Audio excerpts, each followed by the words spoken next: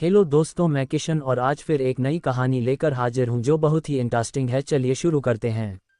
राकेश ने कार रोकी और उतरकर सलोनी के घर का दरवाजा खटखटाया। सलोनी ने दरवाजा खोलते ही कहा, नमस्ते जीजाजी। नमस्ते, राकेश ने आंगन में घुसते हुए कहा। क्या हाल है सलोनी? बस आपका ही ख्याल दिल में है, मुस्कुराते हुए सलोनी ने कहा। कमरे में आकर एक कुर्सी पर बैठते हुए राकेश ने पूछा, मामी जी दिखाई नहीं दे रही हैं, कहीं गई हैं क्या? कल पास के एक गांव में गई थीं। वे 1 घंटे में आ जाएंगी। कुछ देर पहले माँ का फोन आया था। आप बैठो, तब तक मैं आपके लिए चाय बना देती हूँ। राजन तो स्कूल गया होगा। हाँ, वह भी 2 बजे तक आ जाएगा, कहते हुए सलोनी जाने लगी। सुनो सलोनी। हाँ, कहो, सलोनी ने राकेश की तरफ देखते हुए कहा। राकेश ने उठकर सलोनी को अपनी बाहों में भरकर चूम लिया। सलोनी ने कोई विरोध नहीं किया। कुछ देर बाद वह रसोई में चाय बनाने चली गई। राकेश खुशी के मारे कुर्सी पर बैठ गया। राकेश की उम्र 35 साल थी। सांवला रंग, तीखे नैननक्श। वह यमुनानगर में अपने परिवार के साथ रहता था। उसके परिवार में पत्नी बबीता, 2 बेटे 8 साला राजू और 5 साला दीपू थे। राकेश प्रॉपर्टी डीलर था। सलोनी बबीता के दूर के रिश्ते के मामा की बेटी थी। वह जगतपुरा गांव में रहती थी। उसके पिताजी की 2 साल पहले खेत में सांप के काटने से मौत हो गई थी। परिवार में माँ और छोटा भाई राजन थे। राजन 10वीं जमात में पढ़ रहा था। गांव में उनकी जमीन थी। फसल से ठीक ठाक गुजारा हो रहा था। सलोनी को पता भी न चला कि कब राकेश उसके प्रति खींच गया था। एक दिन तो राकेश ने उससे कह दिया था, सलोनी तुम बहुत खूबसूरत हो। तुम्हारी आंखें देखकर मुझे नशा हो जाता है।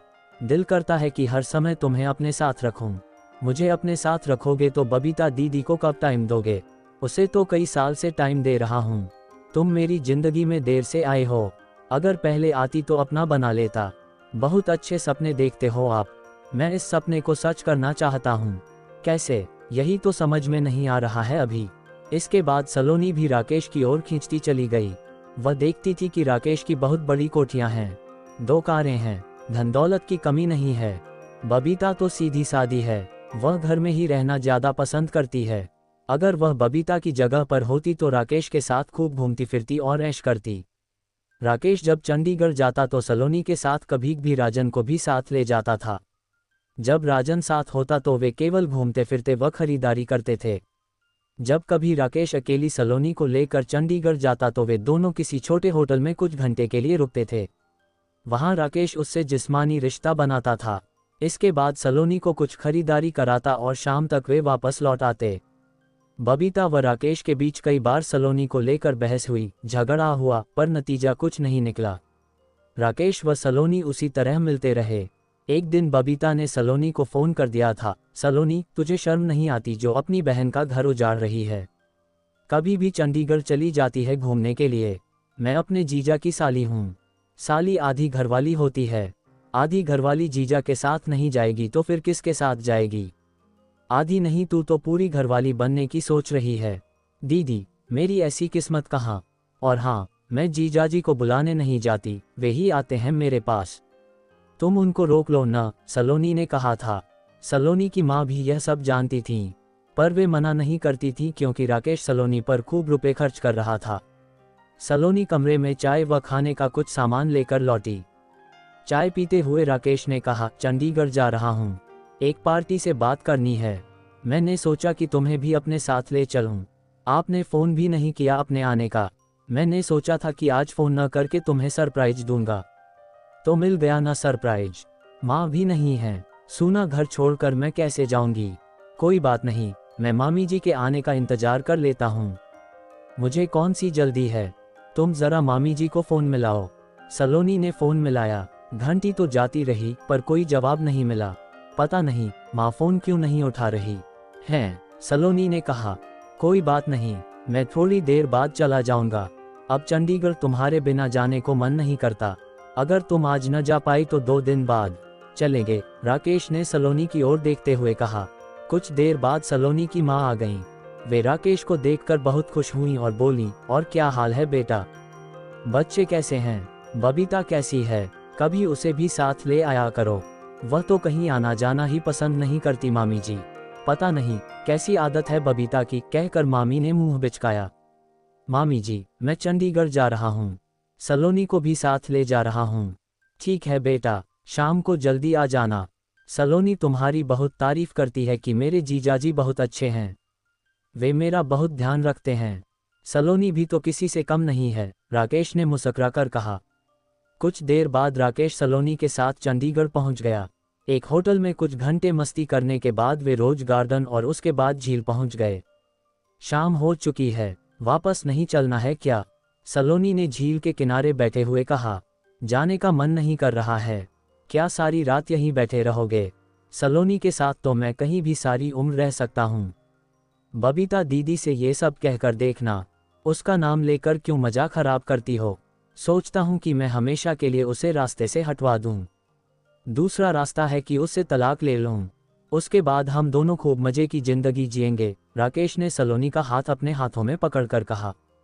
पहला रास्ता तो बहुत खतरनाक है, पुलिस को पता चल जाएगा और हम मजे करने के बजाय जेल में चक्की पीसेंगे। बबीता से तलाक लेकर पीछा छुड़ा लो, वैसे भी वह तुम्हारे जैसे इंसान के गले में मरा हुआ सांप है, सलोनी ने कहा। अब सलोनी मन ही मन खुश हो रही थी कि बबीता से तलाक हो जाने पर राकेश उसे अपनी पत्नी बना लेगा। वह कोठी, कार और जायदाद की मालकिन बनकर खूब ऐश करेगी। एक रेस्टोरेंट से खाना खाकर जब राकेश व सलोनी कार से चले तो रात के 8 बज रहे थे। राकेश ने बबीता व सलोनी की मां को मोबाइल फोन पर सूचना दे दी थी कि वे 2 घंटे में पहुंच रहे हैं। रात के 12 बज गए। राकेश व सलोनी घर नहीं पहुंचे तो मां को चिंता हुई। मां ने सलोनी के मोबाइल फोन का नंबर मिलाया। फोन पहुंच से बाहर है, सुनाई दिया। राकेश का नंबर मिलाया तब भी यही सुनाई दिया। कुछ देर बाद बबीता का फोन आया। मामी जी, राकेश अभी तक चंडीगढ़ से नहीं लौटे हैं। वे आपके पास सलोनी के साथ आए हैं क्या? उन दोनों का फोन भी नहीं लग रहा है। मुझे तो बड़ी घबराहट हो रही है। घबराहट तो मुझे भी हो रही है बबीता। चंडीगढ़ से यहाँ आने में 2 घंटे भी नहीं लगते। सोचती हूँ कि कहीं जाम में न फंस गए हों, क्योंकि आजकल पता नहीं कब जाम लग जाए।